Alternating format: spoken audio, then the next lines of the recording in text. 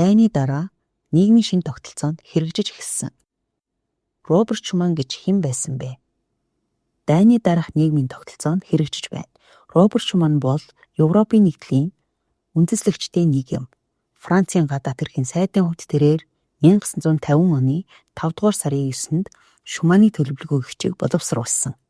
Энэхүү төлөвлөгөө нь үндэстэн хоорондын хамтарсан эрх мэдлийн хүрээнд тухайн үед стратегийн чухал ач холбогдолтой гэж тооцогдож байсан нүүрс гангийн үйлдвэрлэлийг Шуманы төлөвлөгөөний хүрээнд хамааруулахыг санал болгожээ.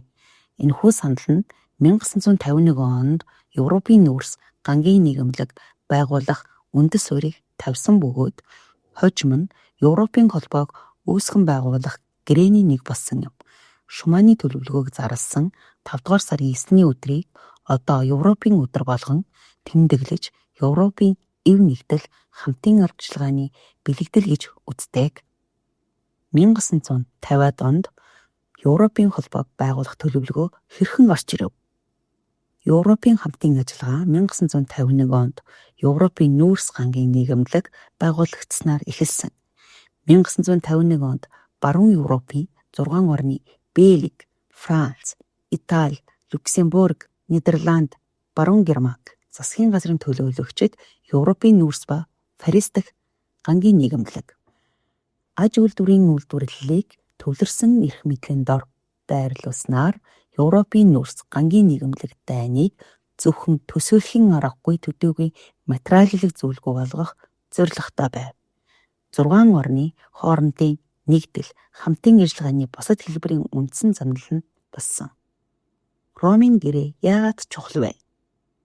Ромын гэрээ нь Европын эдийн засгийн нийгэмлэг байгуулж үндэстэн дамнасан хамтын үйл ажиллагаа болох инх тайван хөгжил цэцэглэгтийг хадгалах зайлшгүй шаардлагатай гэсэн үзэл санааг Европт нэвтрүүлсэн учраас чухал ач холбогдолтой байв.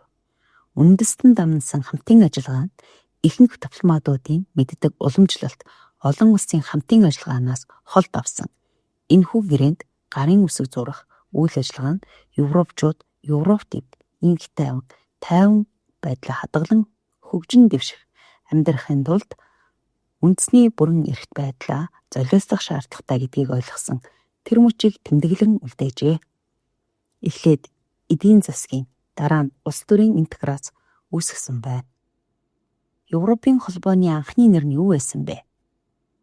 Ромын гэрээнд Европын эдийн засгийн хамтын нийгэмлэг байгуулахаар заасан Европын эдийн засгийн хамтын нийгэмлэг нь Европын холбооны өрдөл улсуудын нэг байсан. Европын эдийн засгийн хамтын нийгэмлэг нь хожимын Европын холбооны чухал их сурвалж болсон бөгөөд Европын холбоо түүхэнд хожуу буюу 1993 онд одоогийн нэрээ авсан юм. Илтгэгчийн тэмдэглэл. Аль 6 улс Европын холбоог үндэслэсэн бэ? Европын холбоог үндэслэгч 6 улс бол Бельги, Франц, Итали, Люксембург, Нидерланд, баруун Герман юм.